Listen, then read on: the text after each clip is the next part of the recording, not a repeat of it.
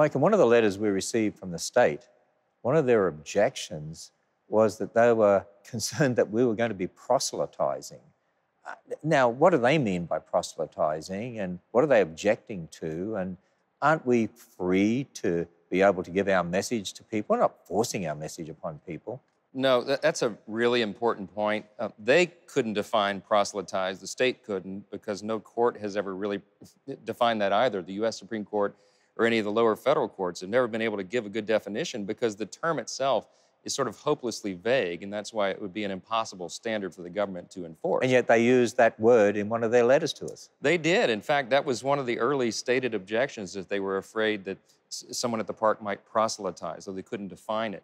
You know, that would be the most blatant example of viewpoint discrimination if the state makes that argument in the court, because in effect what they were doing is singling out Christian speech and ideas for discrimination, and you just can't do that. I mean, imagine if that rule were enforced. That would mean that employees at the Ark Encounter theme park could extol the virtues of Kentucky basketball or Reds baseball, but they would be prohibited under the law, under these statutes and by the state, from talking about the virtues of our Judeo-Christian heritage or sharing their faith.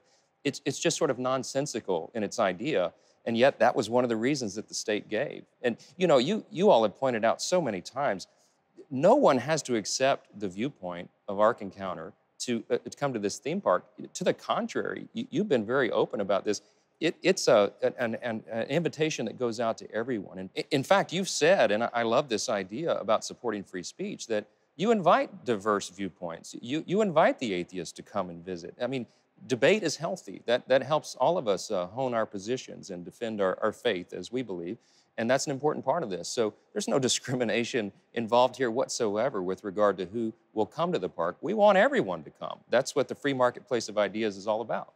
In fact, it's just like the Creation Museum. We've had lots of atheists come to the Creation Museum. We've had people who don't agree with this from all sorts of other church denominations come to the Creation Museum. But many people have said to me as they've gone through the museum, even though I don't agree with your particular viewpoint, nonetheless, it's presented very nicely and you're not hitting people over the head with it. I mean, that's who we are at Answers in Genesis. We just want to put the information out there. That's what we're doing with the Ark Encounter. We just want to get the information out there to challenge people, for them to look at and them to consider. And that's the free exercise of religion, right? And it's the beauty of free speech and the beauty of living in a free country. And those ideas and those principles are worth defending.